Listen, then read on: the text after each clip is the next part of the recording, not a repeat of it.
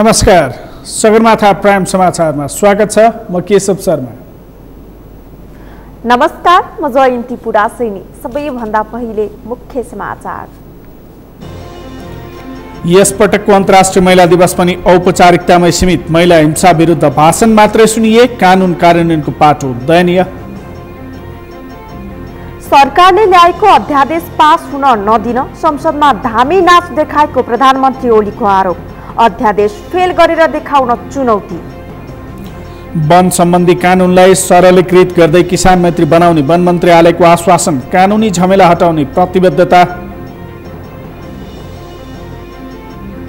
म्यानमारकी प्रजातन्त्रवादी नेत्री सूचीको पार्टीका एक अधिकारीको प्रहरी हिरासतमा मृत्यु। सेना र प्रहरीले यातना दिँदा मृत्यु भएको आन्दोलनकारीको आरोप। र बी डिभिजन लिग फुटबलमा आजको खेलमा मध्यपुर र पुल्चोक विजयी, 7 बाटो र आरसिटी पराजय।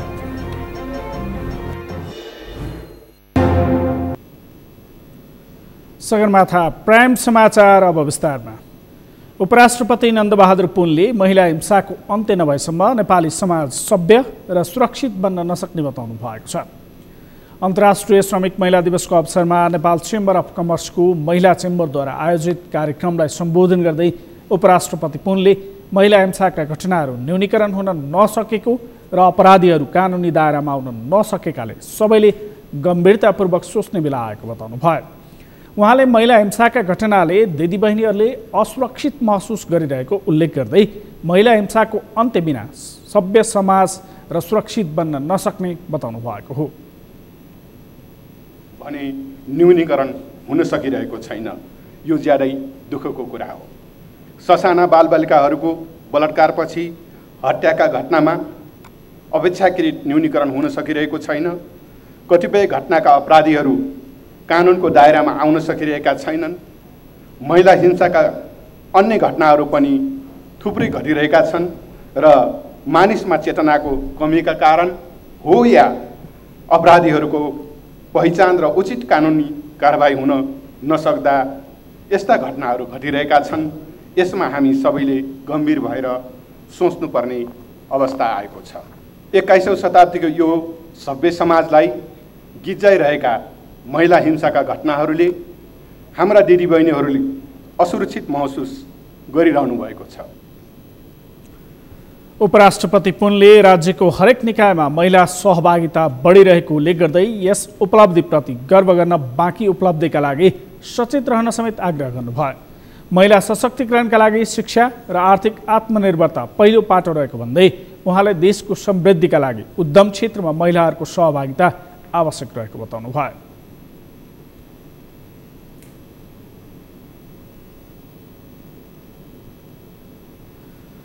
नेपाल कम्युनिस्ट पार्टी नेकपा दाहाल नेपाल पक्षकी नेत्री पम्फा भुसालले महिलाहरूले 50% अधिकार प्राप्तिका लागि आन्दोलन गर्नुपर्ने बताउनु भएको छ।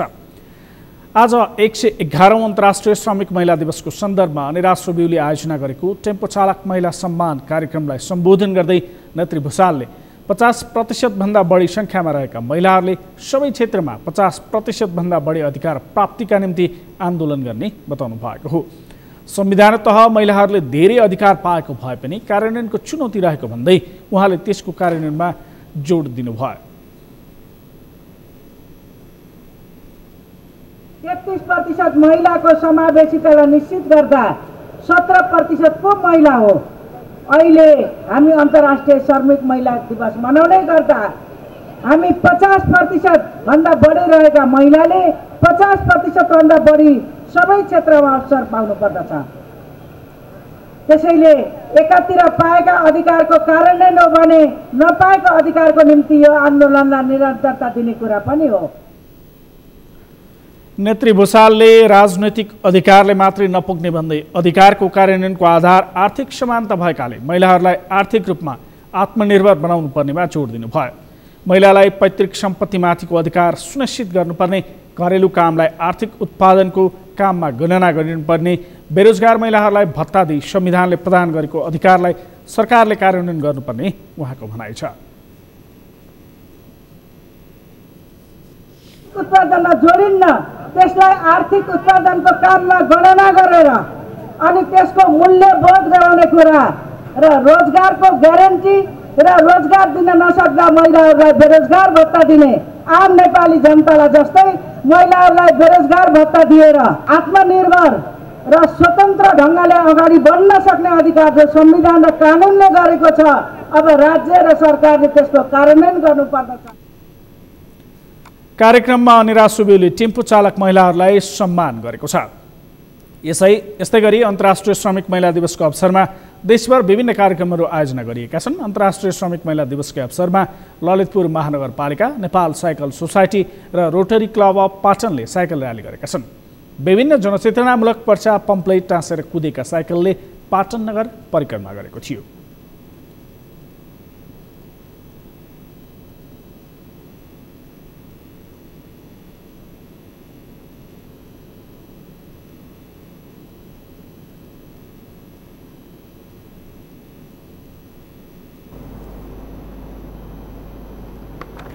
प्रधानमन्त्री केपी शर्मा ओलीले सरकारले ल्याएको अध्यादेश फेल गरेर देखाउन चुनौती दिनुभएको छ। महिला बालबालिका तथा ज्येष्ठ नागरिक मन्त्रालयले आज काठमाडौँमा गरेको कार्यक्रमलाई सम्बोधन गर्दै प्रधानमन्त्री ओलीले हिम्मत भए अध्यादेश फेल गरेर देखाउन चुनौती दिनुभएको हो। उहाँले एसिड आक्रमण विरुद्धको अध्यादेश पास हुन नदिन संसद अवरुद्ध गरिएको दावी गर्नुभयो। उहाँले संसदमा सांसदहरूले संसदीय मूल्य र मान्यता र मर्यादा विपरीत क्रियाकलाप गरेको आरोप लगाउनुभयो। मुद्दा लडेर संसद पुनर्स्थापना गराएर संसदमा धामी नाच देखाएको आरोप पनि लगाउनुभयो। अब मैले उहाँहरूलाई सोध्न नपरोस् तपाईँ कुन पार्टी,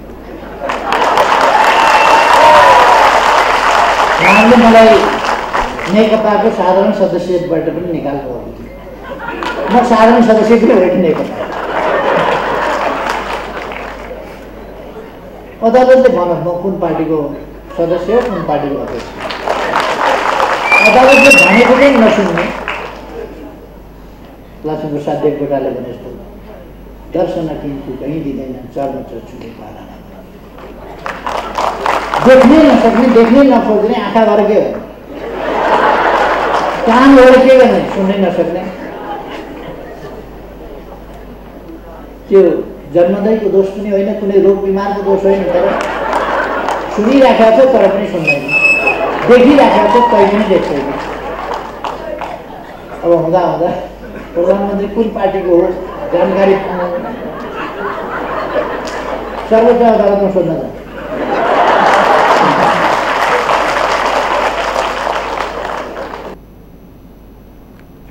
पुनर्स्थापित संसदलाई देश र जनताका समस्याका बारेमा छलफल गर्ने थलो बनाउनु पर्नेमा तेज हुन नसकेको र एसिड आक्रमण विरुद्धको कानुन पास हुन नदिन बैठक अवरुद्ध गरिएको आरोप प्रधानमन्त्रीले लगाउनुभयो।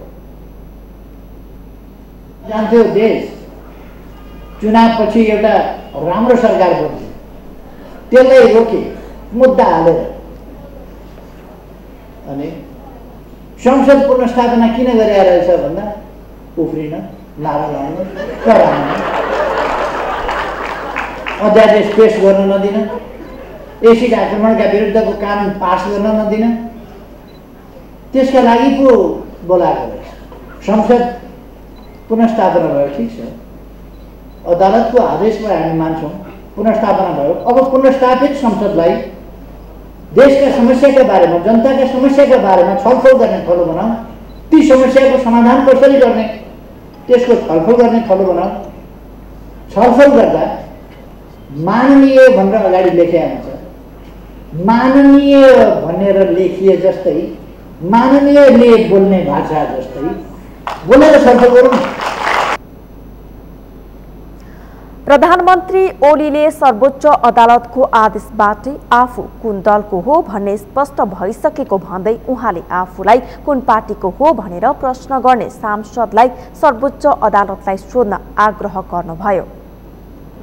स्वतन्त्र न्यायालय, न्यायालयका फैसलाहरूको सम्मान गर्नुपर्छ भनेपछि मेरो पक्षमा भए सम्मान गर्ने, पक्षमा भएन भने अब मैले त जुन पनि मुद्दा हालिराखेको छु सम्मान गरेको छु, त्यसको कार्यान्वयन गर्ने भनेको छु।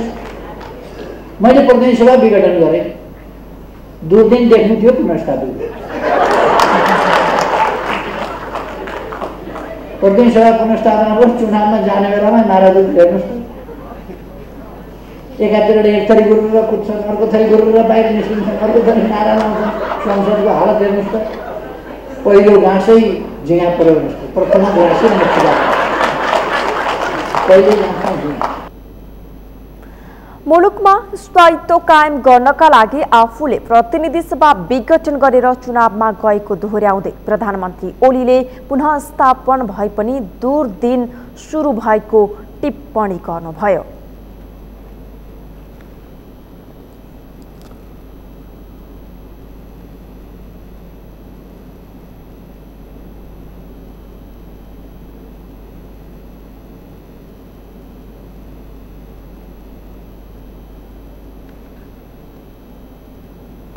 सगरमाथा प्राइम समाचारमा एकैछिन विश्रामपछि वन सम्बन्धी कानूनलाई सरलीकृत गर्दै किसान मैत्री बनाउने वन मन्त्री आलेको आश्वासन, कानूनी झमेला हटाउने प्रतिबद्धता। कोरोना महामारीपछि खुलेको म्याग्दीको पर्यटन व्यवसायले अझै गति पाउन सकेन। विदेशी पर्यटकको आगमन शून्य, स्वदेशी पर्यटकको आगमन न्यून। र म्यानमारकी प्रजातन्त्रवादी नेत्री सुचीको बाटिका एक अधिकारीको प्रहरी हिरासतमा मृत्यु, सेना र प्रहरीले यातना दिँदा मृत्यु भएको।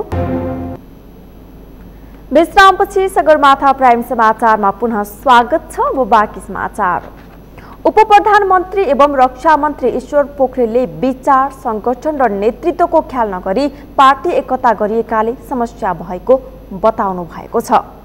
111औं अन्तर्राष्ट्रिय महिला दिवसको अवसरमा आज काठमाडौँमा आयोजित कार्यक्रममा उहाँले पार्टी एकता गर्दाको समयमा ढङ्ग नपुगेका कारण समस्या भएको बताउनु भएको हो।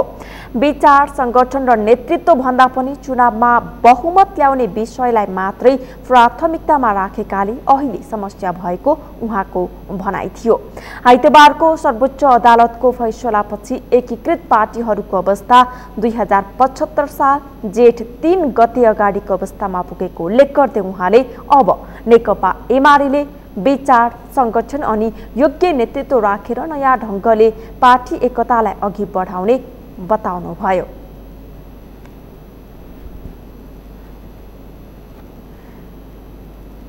केही समय अगाडि नेपाल कम्युनिस्ट पार्टी नेकपामा प्रधानमन्त्री ओली समूहका तर्फबाट थप गरिएका केन्द्रीय सदस्यहरू पनि नेकपा एमालेकै केन्द्रीय सदस्य हुने भन्दै सबैलाई विश्वस्त हुन आग्रह गर्नुभयो। उहाँले नेकपा एमाले सूर्य चिन्ह सहित सबैलाई समेटेर अघि बढ्ने बताउनुभयो। छिनछिनमा सरकार बदलिने, हेरफेर भइरहने कुरा भयो भने मुलुकमा अस्थिरता पैदा हुने र त्यसले समग्र आर्थिक र विकासको गतिलाई प्रभाव पार्ने भएकाले आफूहरूले त्यसो गर्न हुँदैन भन्ने अडान राख्दा पार्टी भित्रैबाट असहयोग भएको दाबी गर्नुभयो। प्रधानमन्त्री केपी ओलीको नाममा भोट मागिएको र ओलीलाई नै जनताले विश्वास गरेकाले उहाँको विकल्प खोज्ने विषय अस्वाभाविक भएको तर्क उहाँले गर्नुभयो। उहाँले प्रतिनिधि सभा पुनर्स्थापनासँगै मुलुकमा अस्वाभाविक क्रियाकलाप हुन थालेको र त्यस्ता घिनलाग्दा काम नेपाल कम्युनिस्ट पार्टी नेकपा भित्रैका नेताहरूबाट भइरहेको दाबी गर्नुभयो। उहाँले महिला अधिकारको विषयमा संसदमा पहिलो अगुवाई गरेर राज्यका अङ्गहरूमा 33% प्रतिनिधित्व हुनुपर्छ भनेर प्रस्ताव लैजाने र सफल बनाउने नेत्री वर्तमान राष्ट्रपतिलाई अपमान गर्ने काम हुनु दुःखद भएको बताउनुभयो। सर्वोच्च अदालतको पछिल्लो फैसलाबारे छलफल गर्न प्रचण्ड माधव समूहको स्थायी कमिटीको बैठक बसेको छ। पेरिस डाँडामा भएको छलफलका क्रममा सर्वोच्चको फैसलाबारे पुनरावेदन गर्ने सँगै प्रधानमन्त्री केपी शर्मा ओलीसँग पार्टी एकता जोगाउने विषयमा समेत पहल गर्ने विषयमा छलफल भएको छ। अमृतराज काफ्लेको रिपोर्ट। सर्वोच्च अदालतले नेकपा नाम राख्न प्रचण्ड नेपाल र ओली समूहले नमिल्ने फैसला गरिदिएपछि प्रचण्ड नेपाल समूहको बैठक बसेको हो। यसअघि कानुनविदहरूसँग समेत छलफल गरेका प्रचण्ड नेपाल समूहका नेताहरूले सर्वोच्चको फैसलाका विषयमा सर्वोच्चमै पुनरावेदन गर्ने वा नगर्ने भन्ने विषयमा छलफल गरेका थिए। त्यसबाहेक सर्वोच्चले एमाले र माओवादी बेग्लै दल हुने फैसला गरेकाले केपी ओलीसँग फेरि पार्टी एकताका लागि समेत पहल गर्ने विषयमा छलफल गर्न स्थायी कमिटी सदस्यहरूले सुझाव दिएका छन्। सर्वोच्च अदालतको फैसला अब त्यसलाई सम्मान गर्नुपर्छ। अब फैसला आफ्नो चित्त बुझे पनि नबुझे पनि, तर त्यो फैसलाप्रति व्यक्तिगत रूपमा भन्नुहुन्छ त मैले हिजो पनि भनिसकेँ, असहमति भयो। अहिले कुराकानी जारी भएर अब के हुन्छ त्यो पछि साथीहरूले भन्नु होला। त्यो फैसला अलि बढी राजनीतिक प्रकृतिको भयो कि भन्ने चर्चा भएको छ। अर्को कुरा, जसरी एकता प्रक्रिया सुरु भएको थियो यो दुईवटा पार्टीको बिचमा, त्यो एकता प्रक्रिया आफैमा राम्रो थियो। नेपालको संविधानको रक्षाको लागि, लोकतन्त्रको सुदृढीकरणको लागि र नेपालको स्वतन्त्रता र सार्वभौमिकतालाई रक्षा गर्नको लागि त्यो एकता महत्त्वपूर्ण थियो र त्यो एकतालाई जोगाएर जान सकिन्छ भने त्यसको सम्भावनाहरू खोज्नुपर्छ। त्यहाँ अब साथीहरूले आफूले लागेर कुराहरू भनिराख्नु भएको छ, मैले पनि त्यही कुरा गरेँ। यो एकतालाई जोगाउन सकिन्छ भने अब एउटा नयाँ परिप्रेक्ष्य अदालतको फैसलाबाट आएको छ, त्यसको लागि कङ्ग्रेस अध्यक्ष प्रचण्ड र केपी ओलीले फेरि पनि कुराकानी गरेर यो एकतालाई, यो युनिफिकेसनलाई अगाडि बढाउने सम्भावनाहरू छ भने त्यो सम्भावना पनि खोज्नुपर्छ भन्ने कुराहरू मैले आफ्नो विचार राख्दा राखेँ। केपी शर्मा ओली प्रधानमन्त्रीका रूपमा रहेको र एमाले र माओवादी फरक दल बन्ने सर्वोच्चको फैसलाले अलमलको स्थिति पैदा भएका बेला प्रचण्ड नेपाल समूहको बैठक बसेको हो। बैठकमा एमालेका नेताहरू फेरि एमालेमै फर्कने र केपी शर्मा ओली प्रवृत्ति विरुद्ध सङ्घर्ष गर्ने विषयमा समेत छलफल भएको जनाइएको छ। पेरिस टाढामा प्रचण्ड नेपाल समूहको बैठक बस्नु पूर्व एमालेका नेताहरूको बैठक समेत बेग्लै बसेको थियो, जुन बैठकमा एमालेमै फर्किएर सङ्घर्ष गर्ने विषयमा अनौपचारिक सहमति समेत बनेको बताइएको छ। यता प्रधानमन्त्री केपी शर्मा ओलीले भने एमालेको बैठक बोलाउने तयारी गरेको जनाइएको छ। सगरमाथा टेलिभिजनका लागि क्यामेरामा के सत्यमिल सिन्हाका साथमा अमृत राज काफ्ले, काठमाडौँ। वन तथा वातावरण मन्त्री प्रेमबहादुर आलेले निजी वन सम्बन्धी कानुनलाई सरलीकृत गर्दै किसान मैत्री बनाउने बताउनु भएको छ। आज पारिवारिक निजी वन सङ्घ नेपालको 7औं स्थापना दिवसको अवसरमा वन मन्त्री आलेले निजी वनसँग सम्बन्धित कानुनी उल्झनका कारण किसानहरूले दुःख पाएको भन्दै निजी वन पैदावारको काठकटान, ओसार पसार, बिक्री वितरण र उपयोग सम्बन्धी कानुनलाई सरलीकृत गर्दै किसान मैत्री बनाउने बताउनु भएको हो। आगामी आर्थिक वर्षमा निजी वनको प्रवर्धनका लागि विशेष कार्यक्रम ल्याउने पनि उहाँको भनाइ छ। निजी वन उद्यमीहरूलाई सहुलियतपूर्ण ऋणका लागि पनि आवश्यक कदम चालिने उहाँले बताउनु भयो।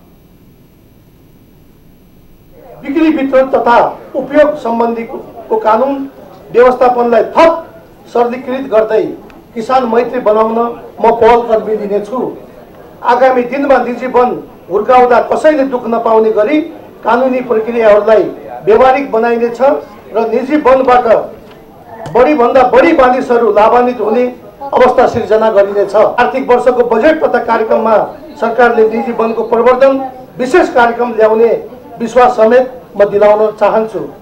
अरू व्यवसायहरूले जस्तै निजी वन उद्यमीहरूले पनि सहुलियतपूर्ण ऋण पाउनुपर्छ भन्ने मान्यता राखेको छु। यस कुरालाई साकार बनाउन मैले सरकारवाला मन्त्रालय तथा निकायसँग आवश्यक अन्तर्क्रिया गरिरहेको छु। सिँचाइ नहुने जग्गामा माटो परीक्षण गर्दै जडीबुटी उत्पादनका लागि बजेट व्यवस्थापन गरेको उहाँले बताउनु भयो। जडीबुटी राज्यले निःशुल्क उपलब्ध गराउने पनि उहाँले बताउनु भयो। हरेक किसानको निजी जग्गामा रहेको जग्गा जहाँ तपाईँको चाहिने सिँचाइको व्यवस्था छैन, खानेपानीको व्यवस्था छैन, त्यस्ता क्षेत्रलाई त्यहाँको माटोलाई सोइल टेस्ट गरेर कुन प्रजातिको चाहिने जडीबुटी त्यहाँ उत्पादन हुन्छ भन्ने सवालमा अहिले बजेटको व्यवस्थापन हामीले मिलाएका छौँ र ती ठाउँहरूमा राज्यले निःशुल्क जडीबुटी व्यवस्था गर्नेछ भन्ने हामीले गृह कार्य पनि अगाडि बढाएका छौँ। मन्त्री आलेले हाल बन्दै गरेको वन नियमावलीमा पारिवारिक निजी वनलाई प्राथमिकताका साथ राख्ने प्रतिबद्धता पनि व्यक्त गर्नुभयो। बालाजु बाइपास सडक विस्तार गर्ने क्रममा वर्षौंदेखि बस्दै आएका बासिन्दाहरू सडक विस्तारको चपेटामा परेका छन्। सडक विस्तारको क्रममा बालाजु बाइपास क्षेत्रमा रहेका घरहरू भत्काइएको र सरकारी कार्यालय निर्माण गर्ने भएपछि पीडितहरूले सरकारलाई खबरदारी गरेका छन्। शान्ता धनुवारको रिपोर्ट। विकास अहिले नेपाली राजनीतिको मुख्य भाष्य बनेको छ। सरकार चलाउने हरेकले प्रत्येक पटक विकास र समृद्धि उच्चारण गर्न थालेका छन्, तर उपत्यकाको विभिन्न स्थानमा विकास गर्ने क्रममा वर्षौंदेखि बस्दै आएका बासिन्दाहरूको उठिवास भएको छ। पछिल्लो समय काठमाडौँ उपत्यकाका विभिन्न स्थानमा साँगुरा सडकलाई फराकिलो बनाउने काम भइरहेको छ। यस्तै एउटा सडक खण्डमा पर्छ पासाङ लामो मार्ग। काठमाडौँलाई नुवाकोटसँग जोड्दै त्रिशुली पुर्याउने यो सडकको विस्तार थालिएको लामो समय बितिसकेको छ, तर वर्षौंदेखि बस्दै आएका बासिन्दाहरूलाई सरकारले अन्य विकल्प नदिँदा उनीहरूको विरोध रोकिएन। बालाजु सडक विस्तार पीडित सङ्घर्ष समितिको आयोजनामा भएको प्रदर्शनमा उनीहरूले सर्वोच्चको आदेश पालना गर्न र गैर न्यायिक सडक विस्तार रोक्न माग गरेका छन्। अदालतले सडक विस्तार हाललाई रोक्न भन्दै स्टे अर्डर दिएकोमा प्रहरी प्रशासनको रोहबरमा बिना कुनै आधार र सूचना घर भत्काएको भन्दै केही हप्तादेखि स्थानीयले विरोध गरिरहेका छन्। गएको फागुन 12 गते जब हामीलाई जबरजस्ती झुटामुटा लगाएर पक्राउ गरियो नि, त्यसपछि त्यहाँदेखि हाम्रो आन्दोलनहरू एकदमै निरन्तर गइरहेको छ र सम्मान्य सर्वोच्च अदालतले नगराउनु भनेको ठाउँमा पनि उहाँहरूले जबरजस्ती चाहिँ यहाँ भत्काउने काम गर्नुभएको छ। तपाईँले देख्नुहुन्छ यहाँ पहिला पुरै लाइन यहाँ घर थियो होइन, ती घरहरू पनि जबरजस्ती भत्काइएको छ र उहाँहरूले जबरजस्ती कहिले सार्वजनिक दिन होस् या शनिबार दिन होस् त्यति पनि नपुगेर उहाँहरू राति चाहिँ नि 4-5 वटा डोजर चलाउनुहुन्छ। जम्मा यो 200 मिटरको बाटो छ, 200 मिटरको बाटोमा 7 वटा डोजर चलाएपछि काम कति धेरै बेर लाग्दैन यो काम सिद्ध्याउन। उहाँहरू यति चाहिँ द्रुत गतिमा चाहिँ विकास गर्नुभएको छ। यही चिज उहाँहरूले अन्त लाउन सक्नुहुन्न। अन्त चाहिँ तपाईँ देख्नुपर्छ पिच नभएन भनेर चाहिँ आन्दोलन गर्नुभएको छ। हामीले पिच नगर्नु भनेको छैन। सेन्टरबाट 7-7 मिटर दायाँ बायाँ जुन पहिला चिनो लगाएको छ ती पिच गर्नुहोस्। यसरी यहाँको पहिला चाहिँ नक्सामा घर छ त्यो सबैको चाहिँ पुनर्वास हुनुपर्छ भन्ने हाम्रो माग हो। क्षतिपूर्ति सहित त्यो पनि है हाम्रो घर भड्काइदिएको छ। हामीले आफ्नो नियम पालन गरेर बनाइसकेको घर पनि भड्काइदिएको छ। त्यसको क्षतिपूर्ति साथ उनीहरू चाहिँ हामीलाई चाहिँ मानसिक तनाव दिएको छ। हामीले दुनियाँ चाहिँ अब नचाहिँ चाहिँ झमेला फसाइदिएको छ।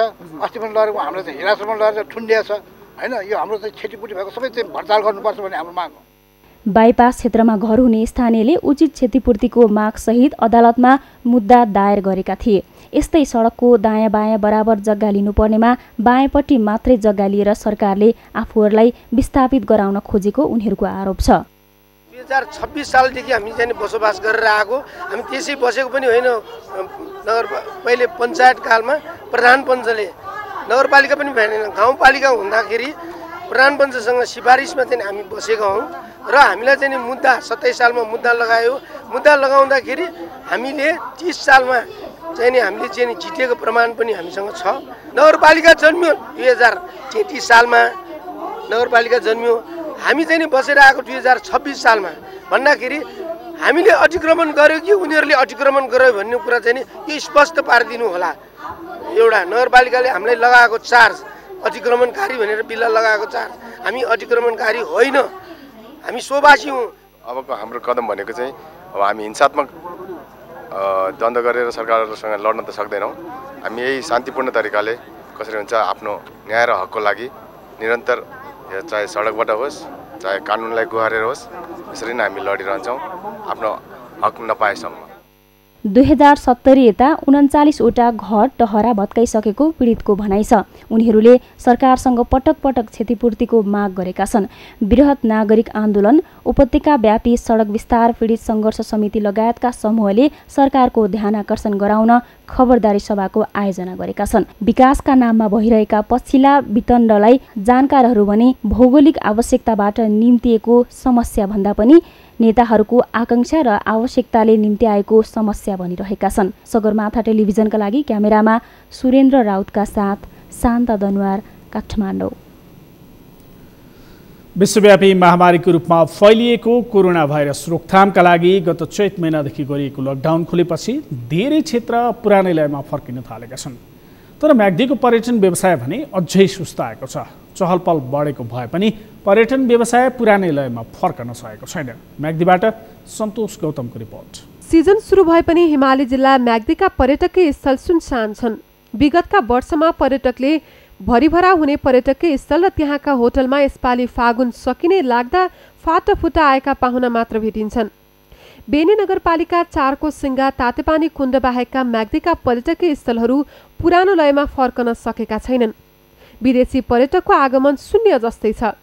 स्वदेशी पर्यटकको आगमन अपेक्षाकृत हुन सकेको छैन। विगतमा भिडभाड भएर होटलमा कोठा समेत पाउन मुस्किल पर्ने स्थान यसपालि सुनसान र शान्त रहेको पर्यटकहरूले बताएका छन्। लामो समयको कोभिडको उसले थला परेको व्यवसायमा होइन जताततै सुनसानै छ छनलाई। तर कस्तो भन्दा खासै त्यस्तो अब डर त्रास भन्ने त छैन। अब क्राउडै छैन मान्छेको होइन, सुनसान छ। अब कोही अघि पछि ठाउँै पाउँदैन भन्ने सुनिन्थ्यो है। अब अहिले हेर्दाखेरि यसो 2-4 जना, हिजोसम्म त बाटोमा कोही पनि नभेटेर हामी मात्र 6 जनाको ग्रुप मात्र हो कि जस्तो फिल भइरहेको थियो। तर यहाँ आएपछि 2-4 जना पनि भेटियो। ठिकै अब रमाइलो भइरहेको छ होइन। लामो समय घरमै थन्किएको अवस्थामा यसो पैदल यात्रा गर्दा रिफ्रेस पनि बनायो। अलिकति रिफ्रेसमेन्टको लागि नि हिँडेको हो। लामो समय घर र बजारमा सीमित भएका देशका विभिन्न शहरका मानिसहरू घुम्न निस्कन थालेका छन्। मौसम खुलेको, गर्मी बढ्न र गुराँस फुल्न थालेपछि म्याग्दीका घोरेपानी, पुनहिल, मोहरे, खोपारा, टोड्के लगायतका पर्यटकीय स्थलमा आन्तरिक पर्यटकको आगमन हुन थालेको छ। शान्त र कोलाहल मुक्त वातावरणमा रमाउन पाउँदा कोरोनाको त्रासले पारेको मनोवैज्ञानिक असर कम हुने पर्यटकहरूको अनुभव छ। उनीहरू पर्यटन र होटल व्यवसायीहरूले आन्तरिक पर्यटकलाई लक्षित गरेर प्याकेज ल्याउनु पर्ने बताउँछन्। आन्तरिक पर्यटन नै हामीलाई काफी छ भन्ने सोचेर त्यसैले आन्तरिक पर्यटनलाई पनि अलि ध्यान दिएर हेर्नु पऱ्यो कि हामीलाई हेर्ने त नजर र अब विदेशी पर्यटकलाई हेर्ने नजर पनि अलि फरक हो कि भन्ने हामीलाई लाग्छ है। व्यवसायहरू अलि त्यति उच्च स्थानमा पुगिसक्न सकेको छैन। त यसैलाई पनि अब नेपालीहरू जहाँ गए पनि हामीले आन्तरिक पर्यटकै देखेछौँ कि देख्ने अब बाह्य पर्यटक त एउटा दुइटा पनि देखिएको छैन। त्यसैले त्यही भएर अब यहाँको व्यवसायहरूले पनि अब आन्तरिक पर्यटन पनि हाम्रो व्यवसाय चल्छ है भन्ने हिसाबले अलिकति सोच्नु जरुरी छ। अन्नपूर्ण चक्रीय पदमार्गमा पर्ने म्याग्दीको घोडेपानी र कास्कीको घान्द्रुकका होटलहरू गत माघ महिनादेखि खुलेका थिए।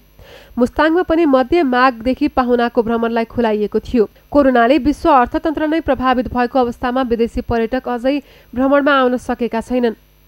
पर्यटन र होटल व्यवसायलाई पुनर्जीवन दिन म्याग्दीको पर्यटकीय स्थल घोडेपानीका होटल व्यवसायीले आन्तरिक पर्यटकलाई लक्षित गरेर स्वास्थ्य सुरक्षाको मापदण्ड अपनाएर व्यवसाय सुचारू गरेका छन्। कोभिड-19हरूको लागि पनि हामीले एउटा नियम राखेर एउटा 24 घण्टाभन्दा एउटा रुमलाई अर्को 24 घण्टापछि मात्र युज गर्ने त्यस्तो किसिमले र सेनिटाइजहरू गरेर हामीले सेफ्टीको साथमा होटलहरूलाई खुलाइएको छ। होटलहरू र सम्पूर्ण आन्तरिक पर्यटन या बाहिरी पर्यटन सम्पूर्णलाई कुनै क्षेत्रमा हामी घुम्न आइदिनु हुन हामी अनुरोध गर्दछौँ, आह्वान गर्दछौँ। कोरोनाको जोखिम र लकडाउनका कारण थला परेको पर्यटन तथा होटल व्यवसायलाई माथि उठाउन आन्तरिक पर्यटनको प्रवर्धनमा जोड दिनुपर्ने देखिन्छ, जसबाट अर्बौं लगानी भएको पर्यटन र होटल व्यवसायको भरथेगमा सहयोग पुग्नेछ। सगरमाथा टेलिभिजनका लागि म्याग्दीबाट सन्तोष गौतमको रिपोर्ट। सगरमाथा प्राइम समाचारमा पालो भएको छ विश्रामपछि। म्यानमारकी प्रजातन्त्रवादी नेत्री सूचीको पार्टीका एक अधिकारीको प्रहरी हिरासतमा मृत्यु, सेना र प्रहरीले यातना दिँदा मृत्यु भएको आन्दोलनकारीको आरोप। र शहीद स्मारक बी डिभिजन लिग फुटबलका आजको खेलमा मध्यपुर र पुल्चोक विजय, 7 बाटो र आरसिटी पराजय। अब पालो अर्थ समाचारको। अर्थ समाचारका प्रायोजक हो आफ्नो विश्वास हो त्रिशक्ति सिमेन्ट। महिला सशक्तिकरणका लागि प्रतिबद्ध रहेको भन्दै कोका कोला कम्पनीले महिला दिवसको शुभकामना दिएको छ। महिलाहरूले आर्थिक सम्भावना राख्ने भन्दै विश्वका साझा सफलतामा महिलाहरूले बराबरको योगदान गरेको भन्दै कम्पनीले कार्यस्थलमा महिला सशक्तिकरण गर्ने कुरामा केन्द्रित रहेको जनाएको छ। कोका कोला कम्पनीले उद्यमशील महिलाहरूलाई सम्मान गर्ने भन्दै समाज समृद्ध बनाउन काम गर्ने जनाएको छ। कोका कोला कम्पनीले डिलरहरू र समुदायमा प्रशंसनीय काम गर्ने महिलाहरूलाई सम्मान गरेको छ। अब पालो खेल समाचारको।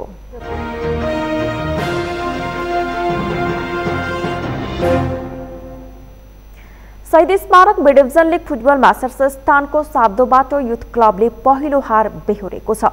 आज सम्पन्न पहिलो खेलमा मध्यपुर युथ एसोसिएसनसँग 2-1 गोल अन्तरले पराजित हुँदै साब्दोबाटोले पहिलो हार बेहोरेको हो।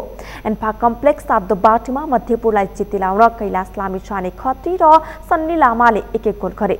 साब्दोबाटोका माल्टिना आङथुपुले 1 गोल फर्काए। मध्यपुरसँग पराजित भए पनि सातो बाटो 10 खेलमा 25 अङ्क जोडेर शीर्ष स्थानमा यथावत रहेको छ। सातो बाटो 2 खेल अगावै ए डिभिजनमा बढुवा समेत भइसकेको छ। मध्यपुरले 10 खेलमा 13 अङ्क जोडेको छ। मध्यपुर 6औं स्थानमा उक्लिएको छ। त्यसैगरी आजै सम्पन्न दोस्रो खेलमा पोल्चोक स्पोर्ट्स क्लबले पहिलो जित निकालेको छ। Rani Pokhari corner team 68लाई 2-1 goal अन्तरले पराजित गर्दै पोल्चोकले पहिलो जित निकालेको हो। पोल्चोकलाई जित दिलाउन अर्जुन कुमार राणा र किस्मत लिम्बुले 1-1 गोल गरे। आरसीटीका अमर जङ्गोलले 1 गोल फर्काए। यो जितसँगै पोल्चोकले 10 खेलमा 5 अङ्क जोडेको छ। पोल्चोक पुच्छारमा रहेको छ। आरसीटी 10 खेलमा 13 अङ्क जोडेर 5औं स्थानमा रहेको छ।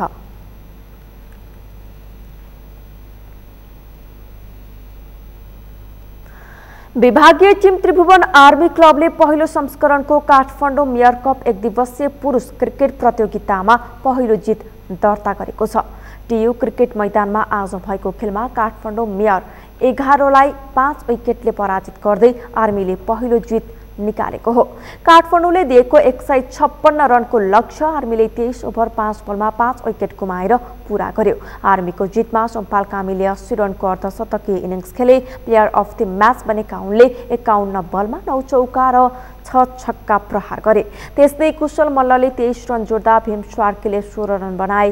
कप्तान विनोद भण्डारीले अभिजित 20 रन जोड्दा राजेश पुलामी 8 रनमा अभिजित रहे।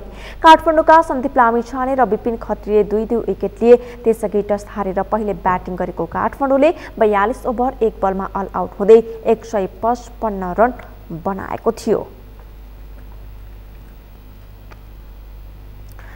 तनहुँमा अन्तर्राष्ट्रिय महिला दिवसको अवसरमा आयोजित महिला हाफ म्याराथनको उपाधि धादिङकी रसिला तामाङले जितेकी छिन्।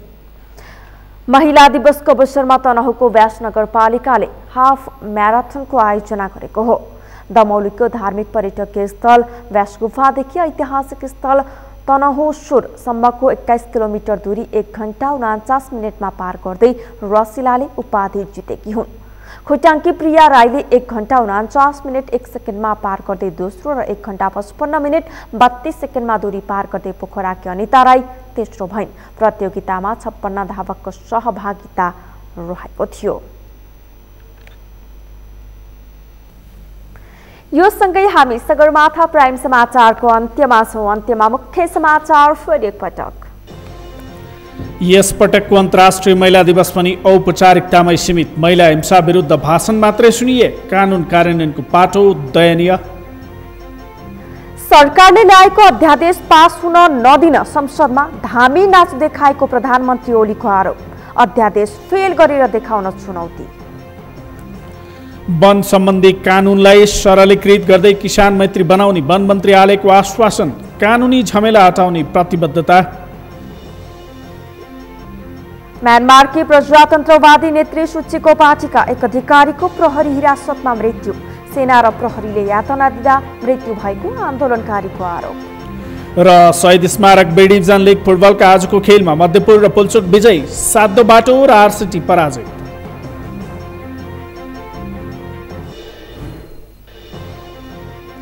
हौस् त सगरमाथा प्राइम समाचार अहिलेलाई सक्यो। तपाईँ समाचार बुलेटिनका साथै सगरमाथा टेलिभिजनका सम्पूर्ण कार्यक्रम www.sagarmatha.tv मा पनि पढ्न र हेर्न सक्नुहुनेछ। साथै युट्युबमा youtube.com/sagarmatha TV नेपालमा हेर्न सक्नुहुनेछ। तपाईँ हामीलाई फेसबुकमा पनि facebook.com/STV नेपालमा फलो गर्न सक्नुहुनेछ।